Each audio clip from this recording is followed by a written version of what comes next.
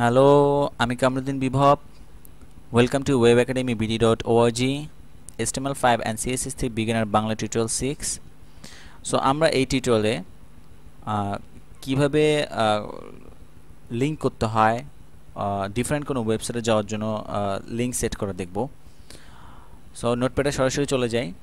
দেখেন webacademybd.org, আমি চাচ্ছি এখানে ক্লিক করলেই আমি এটার উপর হাত রাখবো, দেন ক্লিক করব, দেন আমি webacademybd.org তে চলে যাব। সো এখন কিভাবে আছে, এখন রিলোড করলাম, দেখেন ক্লিয়ার হয়। দেখেন এখানে ক্লিক করলে কোনো কাজ হবে না, এখন জাস্ট লেখাটা আছে। ওকে, দেন আমি শুরু করি।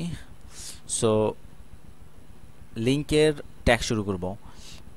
অ্যাঙ্কার ট্যাগ এ, লিঙ্কের ট্যাগ এ দিয়ে anchor tag A, then end tag দিলাম। সো দেখেন webacademybd.org এর দুই পাশে আমি স্টার্টিং ট্যাগ আর ইন ট্যাগ দিলাম, অ্যাঙ্কার ট্যাগ দিলাম।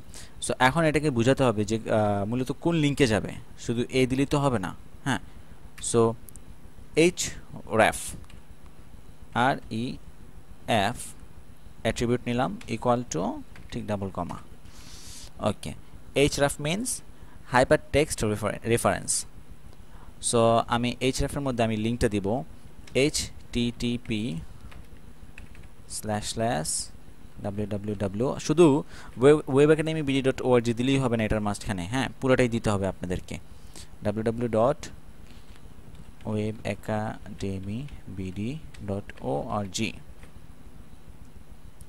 ওকে, দেন সেভ করলাম, ক্রোমে রিলোড করি।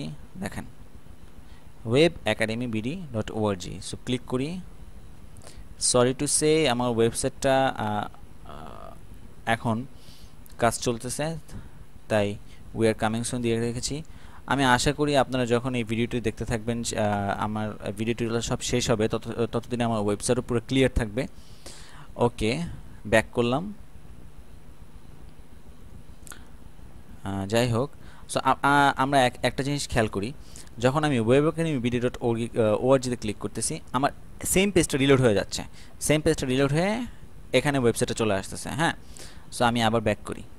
ব্যাক করার পরে আমি চাচ্ছি যে আমি এখানে ক্লিক করবো, আমার ওয়েবসাইটও থাকবে। আমি আপনাদেরকে দেখাচ্ছি। এখন এখানে ক্লিক করার পরে আমার নতুন একটা ব্রাউজার ওপেন হবে, বাট এই ওয়েবসাইটটা রিলোড হবে না। ওকে, আরেকটা অ্যাট্রিবিউট নিই,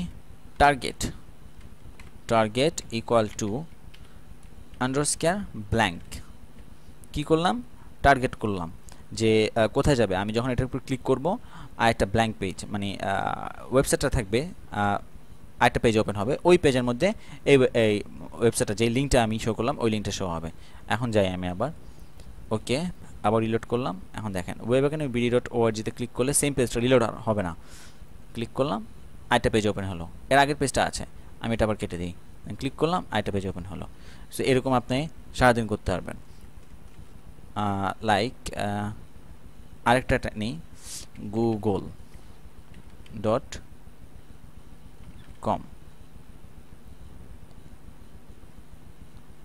নাম দিই গুগল। সো এখন গুগলে ক্লিক করলে গুগলে চলে যাবে। রিলোড, একটা হচ্ছে webacademybd.org, একটা গুগলে ক্লিক করে আরেকটা পেজ ওপেন হলো, গুগলে চলে আসলাম। আবার কেটে দিয়ে আবার ক্লিয়ার। দেখেন webacademy ক্লিক করলাম, webacademy একটা পেজ ওপেন হয়ে গেল, গুগলে ক্লিক করলাম, গুগলে একটা পেজ ওপেন হয়ে গেল।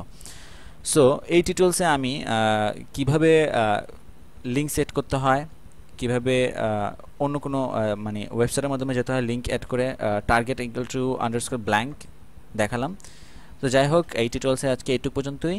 Thank you for watching. আর কোনো রকম কোনো কোয়েশ্চেন থাকলে আমার ওয়েবসাইটে আপনি কমেন্টস করবেন, আর অল টাইম আমি অনলাইন থাকবো, বা আপনাদের সহযোগিতার জন্য অনেক রকমের প্রোগ্রামার্সরা থাকবে, সবার সাথে আপনারা আপনাদের প্রবলেম আলোচনা করবেন। ওকে, থ্যাংক ইউ।